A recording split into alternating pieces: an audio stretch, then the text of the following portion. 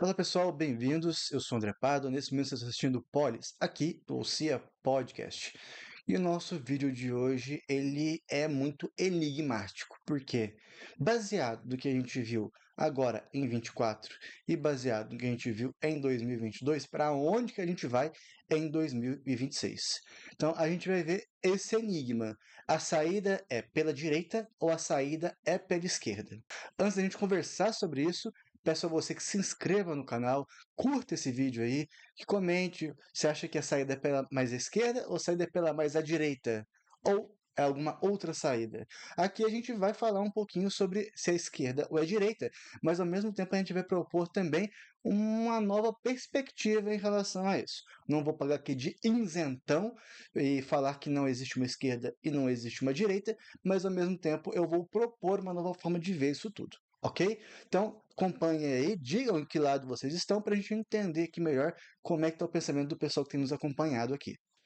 Em relação à esquerda, não sei se seria, a questão certa não seria se a saída é pela esquerda, mas a pergunta seria o que sobrou da esquerda depois de 24.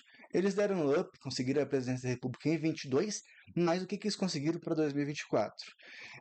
A esquerda, ela, sim, um trator passou por cima dela e ela não está conseguindo lidar com esse trator. Se vocês verem nas redes sociais, a prefeitura de capital em que o PT tá melhor, assim, melhorzinho, que é Fortaleza, a galera está dizendo, vocês têm que conversar com a periferia. Se vocês não conversarem com a periferia, não vai ter como ganhar. E mesmo assim, o André, que é o candidato da direita, né, bolsonarista, ele subiu nas pesquisas e está lá em cima. Então, é muito provável que nas 5 prefeituras, nas 4, 5 prefeituras de relevo em que o PT está disputando, ele não vai conseguir nenhuma. E a gente está se situando aqui com o PT por quê? Porque é o partido que compõe hoje a presidência da República. E na verdade está mais perdido do que cachorro que anda mudança. E igualmente está perdido em relação à política. Em contrapartida, o seu vice, o Alckmin, para ele as coisas estão melhores em termos de partido. O PSB conseguiu uma vitória até certo ponto expressiva nessas eleições. Foi algo muito positivo para o PSB, que se mantém ali sem maiores alvoroços, mas fazendo um bom arroz com feijão, um bom trabalho. E aí o que a gente pode pensar para 2026 em relação à esquerda? Muito pouca coisa. O partido hoje que tem a presidência da República é o partido que, né, eles dizem, mais forte da América Latina, se não do mundo, né? Esse partido ele está sem liderança, sem liderança no sentido de que quem que vai suceder o Lula? Se a militância ligada ao Partido dos Trabalhadores se opõe a qualquer tipo de liderança que se oponha ao Lula ali dentro dessa centro-esquerda. Então fica muito nebuloso esse caminho. E quem seriam essas lideranças hoje? Vamos pegar aqui o exemplo. A galera que está aí agora em capitais concorrendo à prefeitura. Zero, né, Catipiriba? A gente viu que eles têm uma rejeição absurda por serem apadrinhados do Lula. E percebemos que há muito mais rejeição a Lula do que a Bolsonaro. Já a gente vai para Bolsonaro, vai para a direita para analisar isso. Então, a esquerda e a centro-esquerda, após Lula, está sem eira nem beira. Eu falo centro-esquerda também porque a gente está vendo a situação, por exemplo, do PDT em Fortaleza, que foi atropelado tanto pelo bolsonarismo, tanto pelo petismo. E lá é onde eles estavam apostando todas as suas fichas para conseguir, né, voltar a crescer. O que aconteceu foi o inverso. Lá também teve um trator que passou por cima do PDT, assim como teve um trator que passou por cima do PDT em todas as principais regiões do país, como a gente fala no vídeo anterior. A esquerda e a centro-esquerda se perdeu no labirinto. E hoje em dia a gente tem que tomar bastante cuidado para fazer essa leitura. O que sobrou da esquerda que não seja discurso? Hoje, o Lula está mais para um Fernando Henrique Cardoso, que passou por uma aprimoração, do que para uma liderança de esquerda ou centro-esquerda. Lula está mais enveredado para uma direita aprimorada, essa direita, né, com algum tipo de preocupação social, do que em si ser a esquerda que ele tenta vender pelo seu discurso.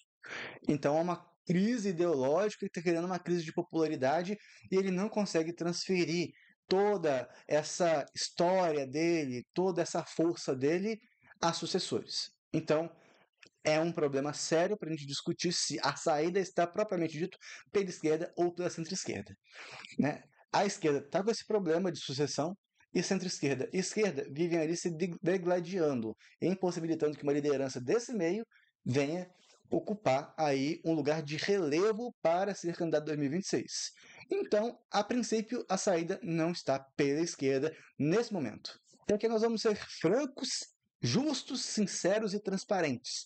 Se há uma saída hoje, ela está mais localizada a uma centro-direita e a uma direita do que a uma esquerda. À direita, nós vemos lideranças aí se desenvolvendo, lideranças aparecendo. Vou pegar aqui o exemplo dele, sim, Marçal. Marçal que se destacou de uma forma absurda nessas eleições. E vejo a proporção de prefeituras ganhas pela direita e centro-direita. Mesmo para a população, para os grupos, aqui a esquerda tem uma preocupação um pouco maior, por exemplo, as mulheres. Nós sabemos que entre 5 mulheres que ganharam para a prefeitura ou para a vereadora, 4 delas são de partidos de centro ou de direita. Fora que, dentro das pessoas transexuais, LGBTQI, pelo menos no mínimo, a metade dessas pessoas que ganharam, elas estão compondo partidos de direita. Então, tem muita indicação para a gente dizendo que a saída seria pela direita. O que a gente tem que tomar cuidado com a moderação institucional da direita? Porque a gente tem que tomar cuidado para não virar uma situação como já vimos acontecer de violência política, violência verbal, de violência simbólica com uma instituição com a outra, que a saída não é pela violência. A saída ela é disruptiva, mas não envolve violência, não envolve revolução e não envolve desordem, desorganização. Mas ela precisa ser disruptiva. E é aí que a gente vai chegar nesse vídeo já já. Mas vamos acabar de examinar aqui o que a direita tem a oferecer para a gente.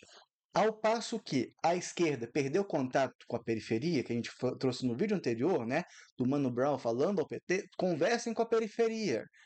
A direita, ela não necessariamente conseguiu conversar com a periferia, mas a direita ela conseguiu introjeção, ela conseguiu espaço dentro das redes sociais.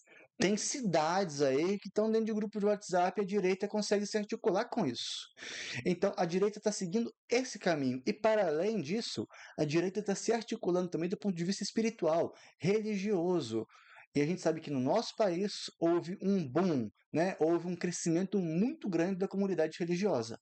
E a direita se comunica muito mais com essa comunidade religiosa do que hoje se comunica à esquerda. Até brinquei no vídeo anterior que tem já críticas aparecendo dentro do próprio PT em relação à linguagem com que o PT está fazendo, em relação a como o PT está conversando com as pessoas para se aproximar desses grupos aí hoje que estão mudando aí em relação a qual perspectiva política, ideológica, social seguir. A brincadeira foi no sentido de que, imagina o rapaz todo vestido de vermelho, quase parecendo o Papai Noel, segurando o bonezinho da Estrela Vermelha, com Che Guevara aqui no bonezinho, indo até uma Assembleia de Deus, rezando, pedindo lá, louvando a Deus com o pastor ou a liderança da igreja. Seria uma coisa absolutamente exótica, se não gerar conflito ali mesmo. Seria uma perspectiva de que algo completamente dissociado de uma perspectiva religiosa, não necessariamente espiritual, mas religiosa, fosse ali estar conversando com a perspectiva religiosa sem ter minimamente ligação com essa perspectiva de vida, apesar de ter espiritualidade. Então aqui nós precisamos ser sinceros, transparentes, objetivos. Se houver uma saída hoje, essa saída tende a ser pela direita. E a gente vê isso como também nesse desabrochar dessas lideranças políticas, já falei sobre isso aqui com vocês, e nessa questão de que a gente achou que a direita ia ficar sitiada ali no bolsonarismo há um tempão. Sim, do nada, nessas eleições, a gente viu um desfoque muito grande do bolsonarismo e aí pendendo para essa característica que o Marçal traz, né? Enquanto líder também carismático dentro dessas alas da direita. E a gente vê uma outra ala ali crescendo, nascendo, que é essa ala que representa Gilberto Kassab e essa ala também que representa Tarcísio, onde eles foram lideranças muito mais expressivas, no estado de maior relevo do Brasil, na cidade de maior relevo do Brasil, para aí conseguir promover o seu apadrinhado político, que foi Ricardo Nunes. Mas mesmo assim, há quem diga que se não fosse Marçal ter feito o que fez aquele documento em relação ao Boulos, Marçal hoje estaria no segundo turno com Ricardo Nunes, dificultando muito a vida do Ricardo Nunes. Alguns podem dizer que essa direita representada por Marçal, por Bolsonaro, ela é uma direita muito assim provocativa, muito taxativa, mas aí a gente também vai dialogar com outras direitas que estão compondo esse cenário. Inclusive uma direita aí que está muito próxima do presidente Lula. A gente pode pegar a figura, por que não, do Tarcísio e do próprio Kassab, que representam uma direita que dá espaço a outras figuras políticas mediante o famoso contrato social, os acordos políticos que agora eles são o que estão imperando nas novas maneiras de fazer política. Sim, a maneira de fazer política mudou e o Kassab e o Tarcísio eles são experts em relação a isso. O Lula, ao contrário, o Lula ele está lá numa aulinha de reforço para tentar entender como é que funciona esse cenário todo, mas ele está aí sendo reprovado nessa aula de política contemporânea. Então vamos lá, sem mais delongas. A gente falou aqui que a saída hoje está mais próxima de uma direita do que de uma esquerda. Mas a gente vai também propor um outro tipo de saída, além de direita e além de esquerda. A saída, a meu ver, passa por um movimento disruptivo com o que está hoje aí impregnado dentro das nossas instituições, do ponto de vista político, do ponto de vista eleitoral, do ponto de vista jurídico também. Está aí um disruptivo, só que é um disruptivo organizado e com objetivos muito bem estabelecidos e conversados com uma comunidade.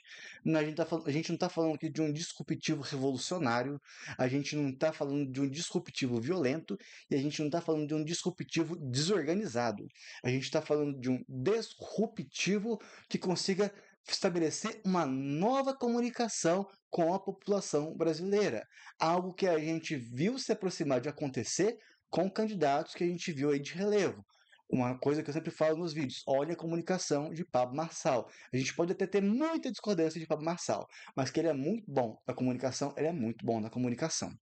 Era isso que a gente queria trazer no vídeo de hoje. Peço novamente para você se inscrever no canal, curtir se curtiu o vídeo, comentar você está numa direita, se você está numa esquerda, ou se você tem interesse nesse outro tipo de movimento disruptivo, de como é que esse movimento pode nascer. A gente não sabe exatamente quais são as formas dele, como é que ele vai nascer. O que a gente sabe é o que é que a gente não quer mais. Como ele vai nascer, são tendências que a gente vai vendo aí pelo caminho.